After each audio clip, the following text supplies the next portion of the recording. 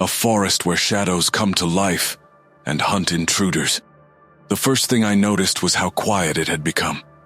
The kind of quiet that presses in, smothering the small, comforting sounds of the world. The hum of insects, the rustle of wind through leaves, even the distant hoot of an owl. It wasn't normal, that silence. But I told myself it was nothing. It was dusk, and the last embers of sunlight filtered through the trees, casting long shadows over the narrow hiking path.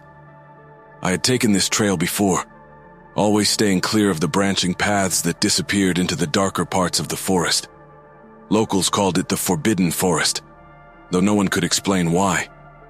It was just one of those stories that settled into the bones of a town, passed down through whispers and warnings. Don't go in too deep, don't wander too far. But tonight, something felt different. The shadows seemed deeper, their edges softer, blurring where they shouldn't. And then there was the light. At first, I thought it was a firefly, a fleeting golden flicker hovering just off the trail. But it didn't move like one. It pulsed, brightening and dimming rhythmically, like a distant lantern swaying in the wind. My curiosity got the better of me. I stepped off the trail, pushing through the underbrush, drawn toward the glow. The forest changed as I went deeper. The trees seemed closer, their twisted branches weaving together like skeletal fingers. The air grew colder, the kind of chill that raises goosebumps on your skin even when you're bundled up. The ground beneath my boots felt wrong, too soft, as though the earth itself was holding its breath. When I reached the clearing, the light disappeared. I stopped, my chest tight with the realization that the forest behind me had vanished. Where there had been a faintly worn path just minutes ago, there was now only dense, impenetrable trees. "Hello?" I called out, my voice trembling despite myself. It echoed strangely, as if the trees themselves were mocking me. That's when I saw them, the shadows. At first I thought they were just the product of the fading light, stretched long and unnatural by the setting sun. But they didn't behave the way shadows should. They moved independently, shifting across the ground and trees in ways that defied the wind or the angle of light. One of them seemed to ripple, its edges undulating like something alive. A twig snapped behind me, and I spun around. There, standing just beyond the edge of the clearing, were people. Or at least, I thought they were people. 4 of them, grouped together, their faces pale and taut with fear. "Hey!" I called out, relief washing over me. "I think I'm lost." "Shh," one of them hissed, a man with hollow eyes that darted nervously from tree to tree. "Don't speak so loudly, they'll hear you." "Who?" I asked, stepping closer. The woman nearest to him, her face streaked with dirt and tears, whispered hoarsely, "The shadows." I laughed nervously, the sound breaking awkwardly in the oppressive silence. "Shadows? You're joking, right?" The man turned to me, his face pale as bone. "Do we look like we're joking?" Before I could respond, something moved in the corner of my vision. A dark, sinuous shape slithering across the ground toward us. It stretched and expanded, growing taller, twisting into something vaguely humanoid. My breath hitched as its form solidified. A figure, impossibly black, standing against the dim backdrop of the forest. Its limbs were elongated, its edges flickering like fire caught in a windless room. One of the hikers, a younger man with a face etched in panic, grabbed my arm. "Run," he whispered harshly. But the shadow was already moving, gliding toward us with unnatural grace. We ran, or at least we tried to. The forest resisted us at every step. The roots seemed to shift beneath my feet, snaring my ankles, while the branches above closed in tighter, their skeletal fingers snagging my hair and jacket. The air grew colder, heavier, and each breath felt like inhaling ice shards. Ahead of me, the hikers weaved through the maze of trees, their panicked movements barely visible in the dim light. I wanted to call out, to ask where we were going, but my throat felt constricted, my voice strangled by the oppressive silence of the forest. Then I saw it again. The shadow was faster than it should have been, gliding effortlessly over the uneven ground, closing the distance between us. As it moved, it changed shape, twisting and bending in impossible ways. For a fleeting moment, it looked almost human. Its limbs stretching unnaturally long, its head tilting at an unnatural angle. "Don't stop!" one of the hikers yelled, his voice laced with raw terror. I stumbled into a clearing, my lungs burning and my legs trembling. The others had stopped, forming a tight circle. Their faces were ghostly pale, their eyes wide with fear. "Why did you stop?" I asked, gasping for air. "Look," the woman whispered, pointing to the edge of the clearing. The shadow was there, but it wasn't alone. More shadows emerged from the trees, their forms rippling and shifting. They moved as if they were alive, pooling together and separating like liquid smoke. Then they started to change. One shadow stretched upward, its form coalescing into the shape of a woman in a tattered wedding dress. Her features were hollow, her face a grotesque mask of sorrow and rage. Another shadow condensed into the shape of a monstrous wolf, its mouth filled with jagged, glinting teeth. "Do you see?" the hollow-eyed man muttered. "They take our fears. They become them." A cold dread settled over me as I realized he was right. The shadows weren't just chasing us. They were mocking us, twisting into the forms we feared most. And then I saw mine. It was me. My shadow, detached from my feet, now stood across the clearing. It mirrored me perfectly, every twitch, every tremor. But its eyes were hollow, empty voids that seemed to swallow the light around them. It didn't move as I did. It just stared, waiting. The clearing became a cage. Every direction we turned, a shadow loomed, flickering and shifting like something caught between dimensions. The monstrous wolf stalked the edge, its claws scraping the earth, its low growl resonating like distant thunder. The woman in the tattered dress swayed unnaturally, her head tilting as though listening for our thoughts. And then there was my shadow. It didn't move like the others. While the other figures prowled and postured, mine stood perfectly still, its head slightly cocked as though studying me. It was unsettling in its stillness, its hollow eyes locked onto mine. "We can't stay here," the older woman muttered, clutching the arm of the hollow-eyed man. Her voice was strained, every word trembling. "They're just waiting. They'll pounce if we stop." "They're already hunting," the man replied, his voice cracking. I glanced around, searching for any path that might lead us out. The forest had grown darker, its dense canopy blotting out even the faint light of the moon. The shadows seemed to stretch and warp, their forms melting into the twisted trees. "They feed on us," the younger hiker whispered, his face pale as ash. "The more we fear, the stronger they get. They want us to break." He wasn't wrong. I could feel it, an oppressive weight pressing down on me, squeezing my chest with invisible hands. Every flicker of doubt, every spike of terror seemed to embolden the shadows, their forms growing darker, sharper. The wolf moved first.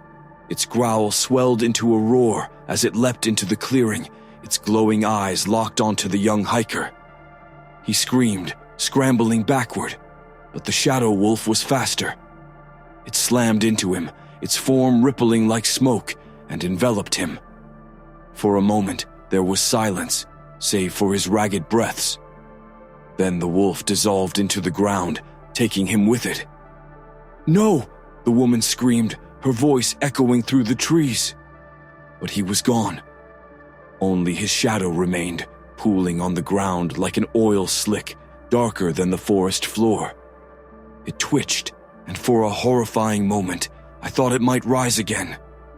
"We need to move," I yelled, grabbing the older woman by the arm. She resisted, her body frozen with grief, but the hollow-eyed man yanked her forward. The three of us sprinted, pushing through the trees as the shadows writhed and shifted around us. My legs burned with every step, my breaths coming in shallow gasps. Branches clawed at my arms, the forest itself seeming to conspire against us. But the shadows didn't let up. They followed relentlessly, twisting into new forms as they closed in. Behind us, I heard the older woman scream. I turned just in time to see her collapse to the ground, her hands clutching her face. One of the shadows loomed over her, a grotesque figure with outstretched arms, its form flickering like static. She sobbed, her body trembling as the shadow wrapped around her, merging with her own. "Run!" the hollow-eyed man shouted, his voice hoarse with desperation. I didn't need to be told twice.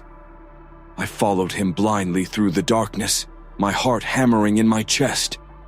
The shadows were everywhere now, stretching and shifting, their forms melting into the trees. When we finally stopped, I collapsed to the ground, my body shaking.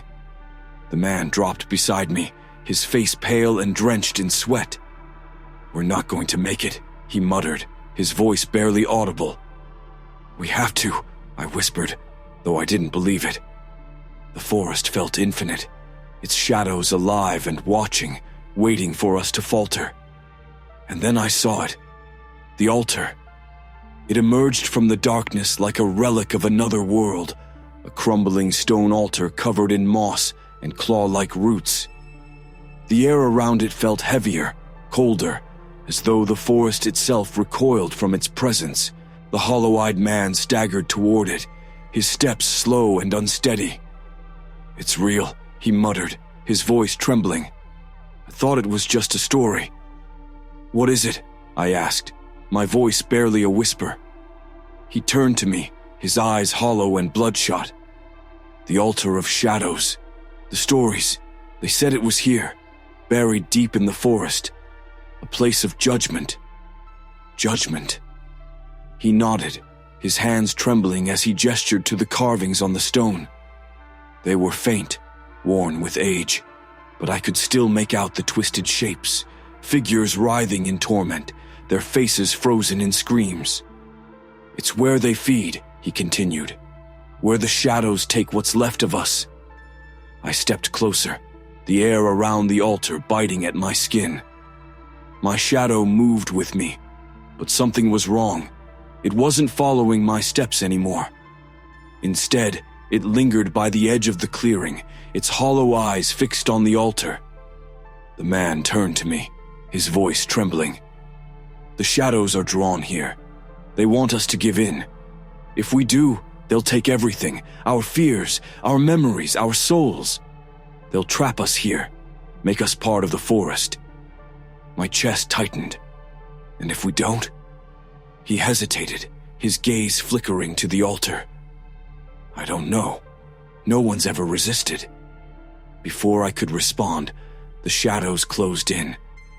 They emerged from the trees, their forms twisting and shifting, growing taller and darker. My shadow moved to the center of the clearing, its edges rippling like smoke. It turned to face me, its hollow eyes glinting with an unnatural light. The other shadows followed, surrounding the altar in a ring of darkness. They moved in unison, their forms pulsating with an eerie rhythm. "This is it," the man muttered, his voice breaking. "This is where they break us." My shadow stepped forward, its movements deliberate and mocking. It raised a hand, its fingers curling in a beckoning gesture. I felt an invisible pull, a force tugging at my chest, drawing me toward the altar. My legs trembled, my mind racing with panic. The shadows wanted me to submit, to give in to the fear that clawed at my heart. But I couldn't let them win. "Don't look away," the man whispered. "If you look away, they'll take you." I met my shadow's gaze, my heart pounding as it stepped closer. Its hollow eyes bore into mine, filled with an unfathomable hunger. And then it smiled. The clearing became a vortex of darkness, the shadows writhing and pulsing with malevolent energy.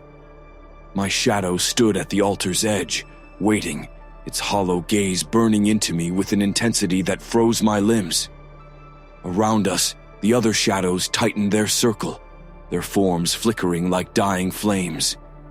The forest itself seemed to hold its breath, the air suffocating and thick with the scent of damp earth and decay. I felt it then, the pull. It wasn't physical, but something deeper, more insidious. It reached into my mind, clawing at my fears, my regrets, and dredging up every failure I'd tried to bury. Images flashed before my eyes, the betrayal that ended my closest friendship, the choices I'd made that hurt the people I loved. The shadows whispered those failures back to me, their voices overlapping in a cruel symphony of mockery. "You brought this on yourself," they hissed. "You can't escape." The hollow-eyed man grabbed my arm, his fingers digging into my skin.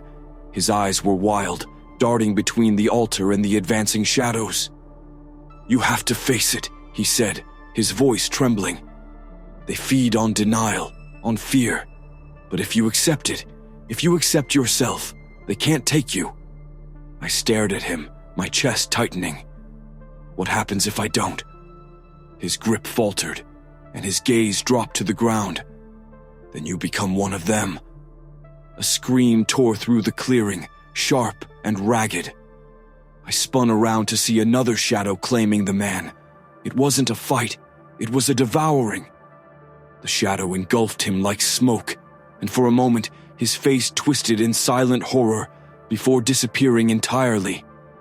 His own shadow, now darker than pitch, slithered into the circle, joining the others as they pulsed in unison. I was alone. My shadow stepped forward, crossing the altar's threshold. Its movements were slower now, almost graceful, as though savoring the moment. I backed away, but there was nowhere to go. The circle of shadows closed in, their forms flickering and warping. It reached out, its hand mirroring mine exactly, but its fingers were long and spindly, like skeletal claws. I couldn't breathe. The weight of its presence pressed down on me, and for a moment, I thought about giving in. What was the point of fighting? My shadow knew me better than I knew myself. It knew every mistake, every regret, every dark thought I'd ever tried to hide. But then I remembered the man's words. They feed on denial, on fear. I straightened, my breath shallow but steady, and stared into the shadow's hollow eyes. "You're not me," I said, my voice shaking. "You're just the parts of me I'm afraid to face, but I'm still here." For a moment, the shadow hesitated.